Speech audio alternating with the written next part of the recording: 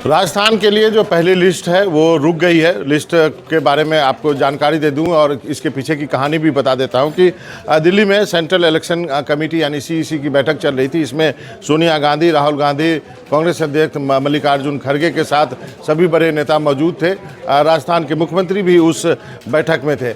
जब 3 नामों पर जब चर्चा हुई, शांति धारीवाल, महेंद्र जोशी और राजेंद्र राठौर, तो सोनिया गांधी का एक सवाल आया। उन्होंने कहा कि इशारा किया कि क्या ये वही शख्स हैं जिनके बारे में ढेर सारा एलिगेशन है। गहलोत साहब कुछ कहना चाह रहे थे सफाई देने के लिए, तो राहुल गांधी बीच में उन्होंने कहा कि नहीं, मुझे भी जब मैं भारत यात्रा कर रहा था जयपुर में और राजस्थान में, तो मुझे भी इनके खिलाफ शिकायतें मिली थी।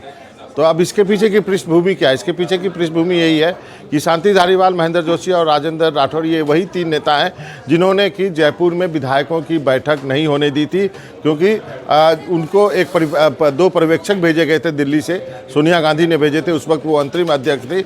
और पर्यवेक्षक कौन थे? मौजूदा जो कांग्रेस के अध्यक्ष हैं मल्लिकार्जुन खड़गे और मौजूदा कोषाध्यक्ष हैं अजय माकन। और इन तीनों ने बैठक नहीं होने दी थी। और धारीवाल साहब ने तो यहाँ तक कहा था कि कौन है आला कमान, यानी दिल्ली के नेताओं के बारे में टिप्पणी कर दी थी। अब आला कमान ने अपनी ताकत दिखाई है और इनका टिकट जो है ठंडे बस्ते में डाल दिया गया।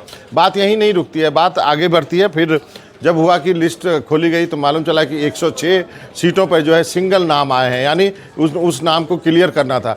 राहुल गांधी ने कहा कि नहीं, 106 नाम क्यों आए हैं, पैनल में और भी नाम आने चाहिए थे। दलील ये दी गई कि इन 106 सीटों पर कोई और ढंग का उम्मीदवार नहीं मिल पा रहा है।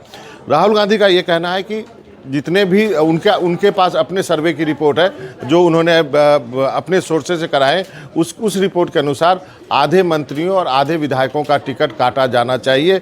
साथ ही जितनी हारी हुई सीट भी है कांग्रेस की, वहाँ भी आधी टिकट जो है, आधे सीटों पे नए लोगों को टिकट मिलना चाहिए। राहुल गांधी इस पक्ष में है। इसलिए 106 जो ये सिंगल नाम आए थे, दरअसल इसमें मौजूदा विधायक थे, इसमें बीएसपी से कांग्रेस में शामिल हुए विधायक थे और 13 वो अन्य निर्दलीय विधायक थे जिन्होंने कि गहलोत साहब की सरकार बचाई थी। तो अब इन 106 नामों को भी ठंडे बस्ते में डाल दिया गया है। अब ये कहा गया है कि अब जो है स्क्रीनिंग कमेटी की बैठक होगी और उसके बाद सेंट्रल इलेक्शन कमेटी की बैठक होगी और उसके बाद ही ये नाम तय किए जाएंगे।